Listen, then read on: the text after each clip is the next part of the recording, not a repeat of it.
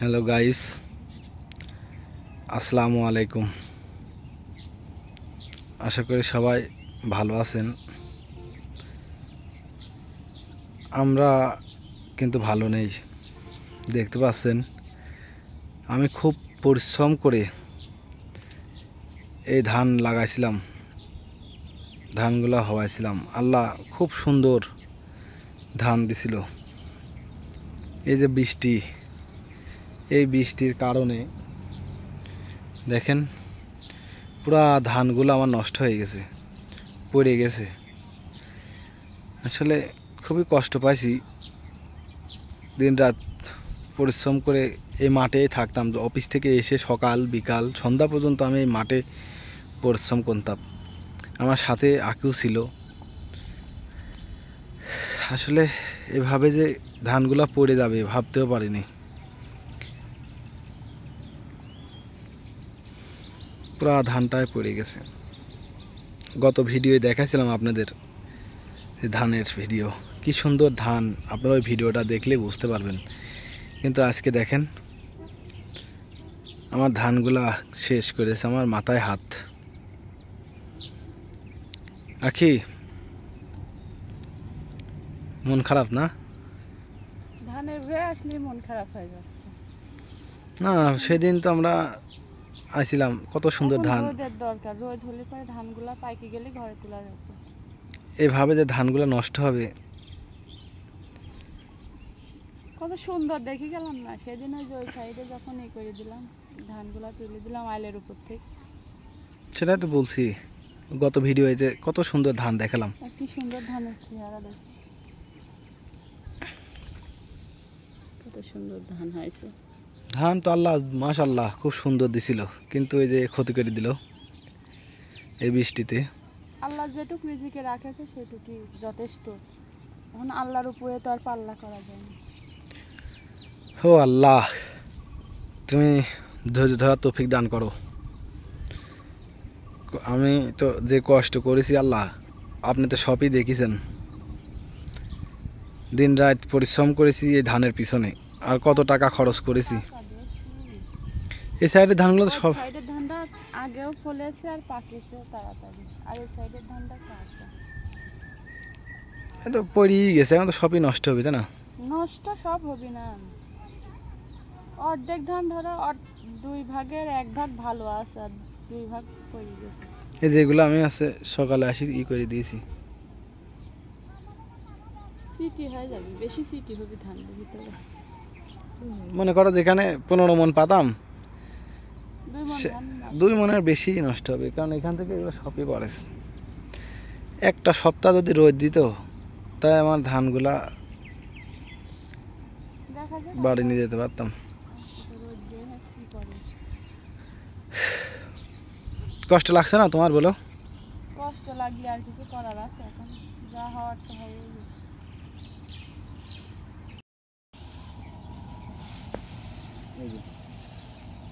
এই ধানগুলা পানির পরে, একদম পানির পরে আছে। এদিক দেখাও, এদিক দেখাও, এই দেখো, এই যে গাছ বাড়াইছে, দেখো এই যে শিকড় গজায় গেছে। এই যে শিকড় গজা গেছে। কি করবো এত ধানগুলো, এই ধানগুলোকে সব এভাবে তুলে দেওয়া সম্ভব বলো? তবে সবগুলা নাই রে। এই ধানগুলা এইখানটা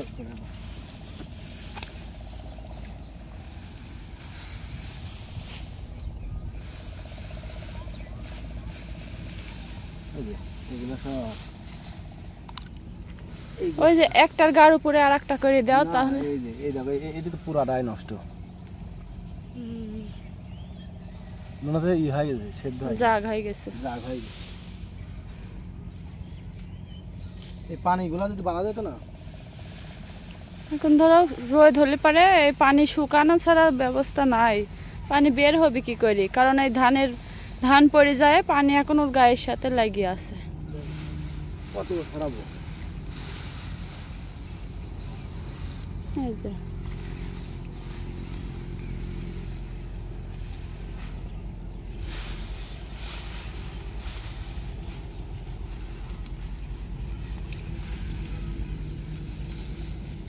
এই যে গাছ বাড়াইছে এরকম প্রতিটা এই সমস্যা।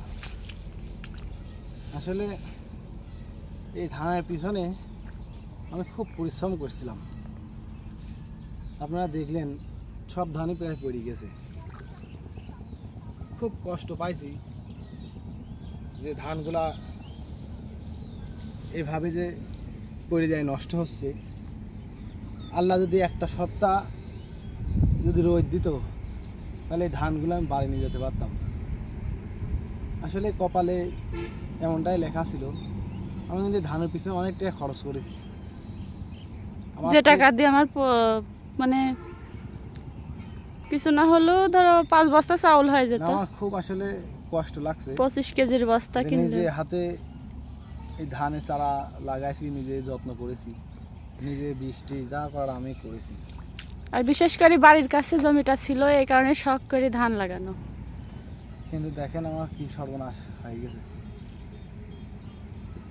এখন তো আসলে সব বলে তো কোনো লাভ হবে না। আমরা আইসি মাঠে, যে ধানের যে বাইলগুলা পানির ভিতরে পড়ে আছে ওইগুলো একটু তুলে দিয়ে এসেছি, পুরা ধানে পড়ছে।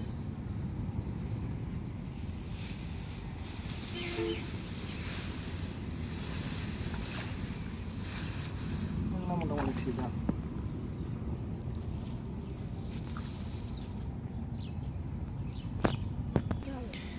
এই যে পানিগুলা যদি শুকা যেত না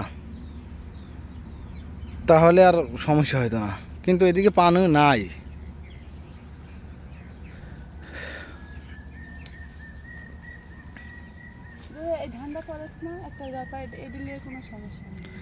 যেগুলা ধানের পর ধান পড়ে সেগুলা তো সমস্যা নাই।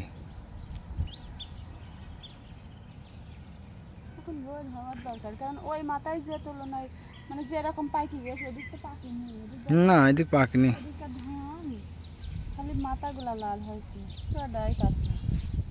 হ্যাঁ ওই যে ওইগুলো সব এগুলা কাঁচা। এই ধান কাটলেই সিটি হবে অর্ধেক, অর্ধেক ধান পাবো আর অর্ধেক সিটি।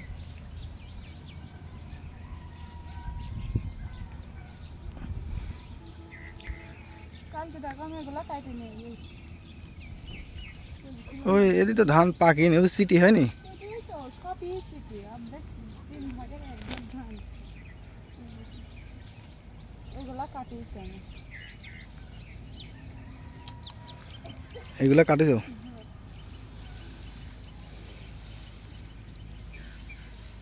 হয় হয় তুলে দিও, পানি নাই।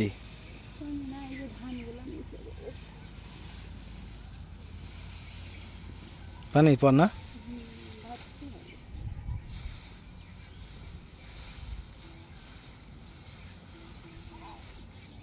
ওই যে গাছ বাড়াইছে,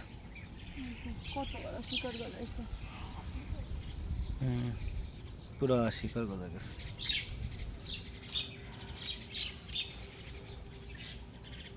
আচ্ছা ওই ওই ওই মাথায় যায় আলকাটি দিকে পানি বাড়া যাক। চলো যাই।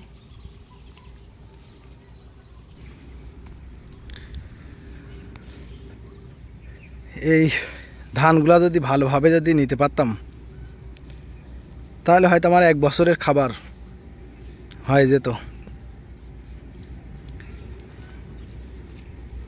আল্লাহ ধান দিছিল, খুব সুন্দর ধান, আবার আল্লাহ আবার বৃষ্টি দিয়ে বাতাসে এ ধানগুলা পড়ে গেছে। তো যাই হোক, ভাগ্য নসিবে যা আছে সেইগুলা পাবো। এখনো 1 সপ্তাহ পর এই ধানগুলা কাটবো। অনেক টাকা খরচ করেছি, আর নিজের পরিশ্রমের কথা তো বলছি না, আমি নিজেই পরিশ্রম করেছি।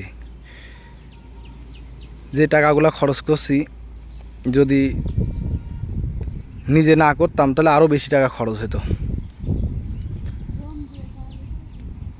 যদি জোন দিয়ে বা পাইট যেটা বলে তাদের নিতাম তাহলে অনেক টাকা খরচ হচ্ছে। এই যে এই পানিগুলো বাইর করে দেবো, এই এমনি কাটি দিই। হ্যাঁ তাহলে ওই দিক দিই, ওই দিক দেখি ধরো। এই পানিগুলো সব ছেঁকে দেওয়ার দরকার। সেকার তো জিনিস আনা হলো না। গাবলার দানা এই দেখো, হাত দিয়ে তো হবে না, আসতে গো।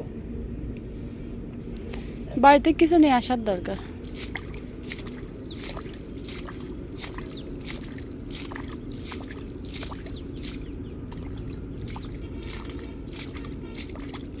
যাচ্ছে পানি। বাড়ি থেকে বাটি টাটি নিয়ে আসো। আচ্ছা তুমি থাকো, আমি আসছি। সেক্সি আবার যদি বৃষ্টি হয় তাই হয়ে যাবে। চলো বাড়ি যাই, এই চলো, রোদের সামনে দিকে ভিতরে চলো। ই করার চাই। তুমি একটু সেকে দাও, আমি কথা বলছি। ওই সেকতে গেলি তুমি এইভাবে কাটি দিয়েই ভালো হবে না। দাও, কাটি দাও, পানি বাড়া যাক। আইল কাটি দাও, চারিদিক দিয়ে পানি বের হয়ে যায়। হ্যাঁ,